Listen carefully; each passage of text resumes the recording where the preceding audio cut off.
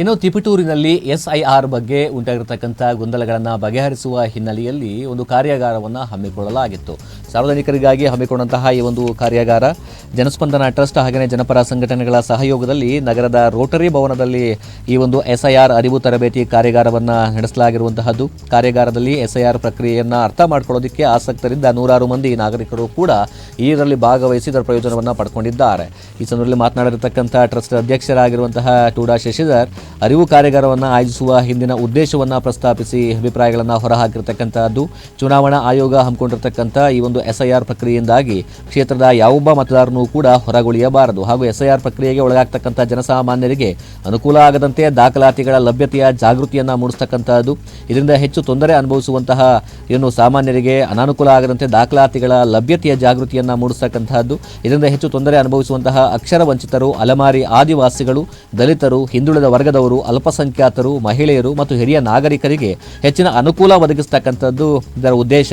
ಮುಖ್ಯವಾಗಿ ಮತದಾರರ ಮತ ಅಧಿಕಾರ ಹಕ್ಕನ್ನು ಸಂರಕ್ಷಣೆ ಮಾಡತಕ್ಕಂಥದ್ದು ಕಾರ್ಯಾಗಾರದ ಒಂದು ಪ್ರಮುಖ ಉದ್ದೇಶವಾಗಿದೆ. ಇನ್ನು ಅಕ್ರಮ ವಲಸಿಗರು, ಬಾಂಗ್ಲಾ ನುಸುಳುಕೋರರನ್ನ ಪತ್ತೆ ಹಚ್ಚುವ ಕೆಲಸಕ್ಕಾಗಿ ಈ ಒಂದು SIR ಪ್ರಕ್ರಿಯೆಯನ್ನು ಜಾರಿ ಮಾಡಲಾಗಿದೆ ಅಂತ ಹೇಳಲಾಗ್ತಾ ಇದೆ. ಆದರೆ ಕೇಂದ್ರ ಮತ್ತು ರಾಜ್ಯ ಚುನಾವಣಾ ಆಯೋಗ ಇದುವರೆಗೂ ಕೂಡ SIR ಪ್ರಕ್ರಿಯೆ ಪೂರ್ಣಗೊಳಿಸುವ ರಾಜ್ಯಗಳಲ್ಲಿ ಎಷ್ಟು ಮಂದಿ ಅಕ್ರಮ ವಲಸಿಗರನ್ನ ಅಥವಾ ನುಸುಳುಕೋರರನ್ನ ಗುರುತಿಸಿ ಅವರ ವಿರುದ್ಧ ಕ್ರಮ ಕೈಗೊಂಡಿದೆ ಎಂಬುದು ಸ್ಪಷ್ಟ ಆಗಬೇಕಾಗಿದೆ. ಈ ಬಗೆಯ ಯಾವುದೇ ಸ್ಪಷ್ಟ ವಿವರಗಳನ್ನು ದೇಶದ ನಾಗರಿಕರ ಮುಂದೆ ಪ್ರಸ್ತುತಪಡಿಸದೆ ದೇಶದ ಉದ್ದಗಲೂ ಕೂಡ ಈ ಒಂದು SIR ಜಾರಿ ಮಾಡ್ತಿರ್ತಕ್ಕಂಥದ್ದು ಎಷ್ಟು ಪ್ರಯೋಜನಕಾರಿ ಎಂಬುದರ ಬಗ್ಗೆ ಅನುಮಾನಗಳು ಕೂಡ ಮೂಡಿದೆ ಅನ್ನುವಂತಹ ಅಭಿಪ್ರಾಯಗಳನ್ನು ಹೊರಹಾಕಿದ್ದಾರೆ. ಚಿತ್ತೂರಿನಲ್ಲಿ ನಡೆಸಲಾಯಿತು. ಇದರ ಮೂಲ ಉದ್ದೇಶ ಏನಪ್ಪಾ ಅಂದ್ರೆ ಪ್ರಜಾಪ್ರಭುತ್ವದ ಪ್ರಕ್ರಿಯೆಯಲ್ಲಿ ವೋಟ್ ಹಾಕುವುದು ಬಹಳ ಇಂಪಾರ್ಟೆಂಟ್. ಇದುವರೆಗೂ ಚುನಾವಣಾ ಆಯೋಗದ ಕರ್ತವ್ಯ ಏನಾಗಿತ್ತಪ್ಪ ಅಂದರೆ ಮೂಲಭೂತ ಕರ್ತವ್ಯ ವೋಟ್ಗಳನ್ನು ಸೇರಿಸೋದು. ಇದನ್ನ ಡಿಲೀಟ್ ಮಾಡಬಾರ್ದು ಅಂತಲ್ಲ, ಸತ್ತೋಗಿರೋದನ್ನು ಆಟೋಮೆಟಿಕ್ಕಾಗಿ ಡಿಲೀಟು ಮಾಡಲಾಗ್ತಿತ್ತು. ಆದರೆ ಮೂಲಭೂತ ಕರ್ತವ್ಯ ಸೇರಿಸೋದು, ವೋಟನ್ನು ಇನ್ಕ್ಲೂಡ್ ಮಾಡೋದು. ಆದರೆ ಈ SIR ಮೂಲಕ ಅವರ ಮೂಲಭೂತ ಉದ್ದೇಶ ಏನಾಗಿದೆ ಅಂದರೆ ಡಿಲೀಟ್ ಮಾಡೋದು ಹೇಗೆ. ಹಾಗಾಗಿ ನಾವು SIR ಅನ್ನು ಡೌಟ್ಫುಲ್ ಆಗಿ ನೋಡಬೇಕಾಗಿದೆ. ಪ್ರಜಾಪ್ರಭುತ್ವದ ಇಟ್ಟಿಗೆಗಳು ಅಂದರೆ ವೋಟ್ಗಳು, ಅದನ್ನೇ ತೆಗಿಲಾಗ್ತಾ ಇದೆ. ಹಾಗಾಗಿ ಆ ಕಟ್ಟಡ, ಪ್ರಜಾಪ್ರಭುತ್ವ ಎನ್ನುವ ನಮ್ಮ ದೇಶದ ಒಂದು ಕಟ್ಟಡ ಕುಸಿಯುವ ಅಂತ ತಲುಪ್ತಾ ಇದೆ ಅನ್ನೋದು ತಪ್ಪಾಗಲಾರ್ದು ನಾವೆಲ್ಲರೂ ಎಚ್ಚರದಿಂದ SIR ಪ್ರಕ್ರಿಯೆಯಲ್ಲಿ ಭಾಗವಹಿಸಿ ಎಲ್ಲರ ಓಟುಗಳನ್ನು, ನಿಜವಾದ ಎಲ್ಲ ಓಟುಗಳನ್ನು ಉಳಿಸಲಿಕ್ಕೆ ಟ್ರೈ ಮಾಡಬೇಕು ಅಂತ ಈ ಮೂಲಕ ನಾನು ನಮ್ಮ ತುಮಕೂರು ಜಿಲ್ಲೆಯ ಎಲ್ಲ ಸಮಸ್ತ ಜನಗಳಿಗೆ ಕೇಳ್ತೀನಿ. ಕಾರ್ಯಕ್ರಮವನ್ನು ಏರ್ಪಡಿಸಿದ್ದ ಆರ್ಗನೈಸರ್ಗಳಿಗೆ ನಾನು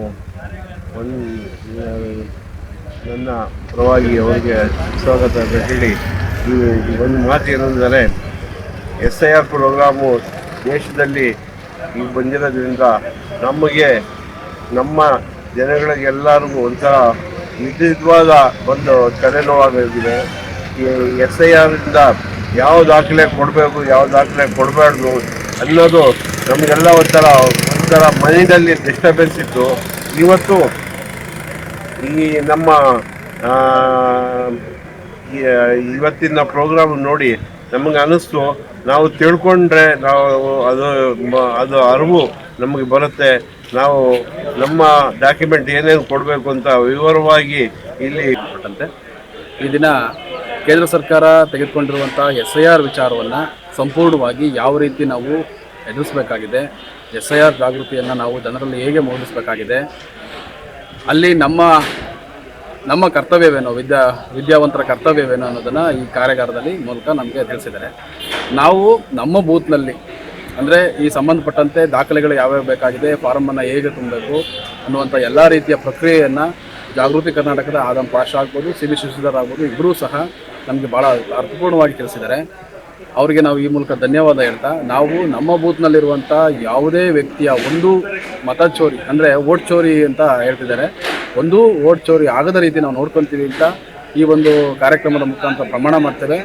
ಮುಂದಿನ ದಿನಗಳಲ್ಲಿ ಈ SIRನ ನಾವು ಎದುರಿಸ್ತೇವೆ ಮತ್ತು ದಾಖಲೆಗಳನ್ನು ನೀಡ್ತೇವೆ. ಯಾವುದೇ ಕಾರಣಕ್ಕೂ ಮತವನ್ನು ಬಾಬಾ ಸಾಹೇಬರು ಕಂಡಂಥ ಆದರ್ಶದ ಭಾರತವನ್ನು ನಾವು ಕೆಡವಲಿಕ್ಕೆ ನಾವು ಬಿಡೋದಿಲ್ಲ.